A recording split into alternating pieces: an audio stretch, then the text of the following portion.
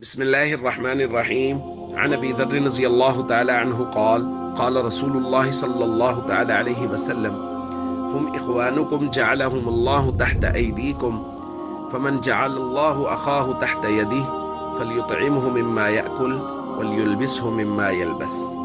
अल हदीस रवाहुल बुखारी।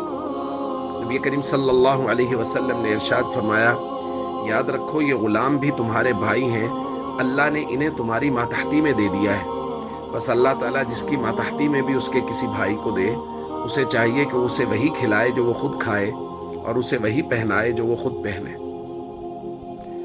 दोस्तों, 1 मई labour day के तौर पे यानी मजदूरों के दिन के तौर पे मनाया जाता है कि इस दिन मजदूरों के लिए आवाज़ उठाई जाती है, उनके साथ कहने की हद तक हुस्न सलूक भी किया जाता है। लेकिन दीन इस्लाम की खूबसूरती ये है कि इसके अंदर किसी के लिए कोई ख़ास दिन मुतय्यन और मुकर्रर नहीं है।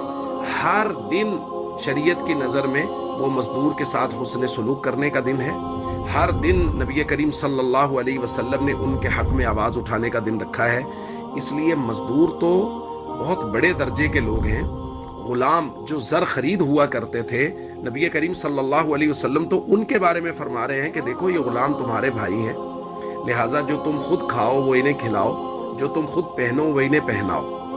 हमारे यहाँ लोगों ने जो ड्राइवर्स रखे हुए हैं, जो एलीट क्लास है, ये लोग अपने ड्राइवर्स को अपने साथ बिठा के खाना खिलाना अपनी तौहीन समझते हैं, अपने जैसे कपड़े पहनाना तौहीन समझते हैं। तो अगर ये सोच किसी में भी पाई जा रही है, एलीट क्लास तो लफ्ज़ बोला गया, आमतौर पे ऐसा हो रहा है, कोई भी शख्स अगर इस सोच का मालिक है कि वो अपने मजदूर को, अपने मुलाजिम को, अपने घर में काम करने वाले को या अपने ड्राइवर्स को, किसी को भी अगर अपने साथ बिठा के खाना खिलाने में आर महसूस करता है, तो फिर वो गौर करे, वो नबी करीम सल्लल्लाहु अलैहि वसल्लम की तालीमात पे नहीं खड़ा।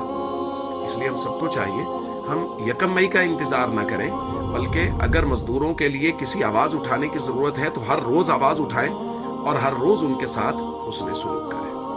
अस्सलामु अलैकुम व रहमतुल्लाहि व बरकातुहू।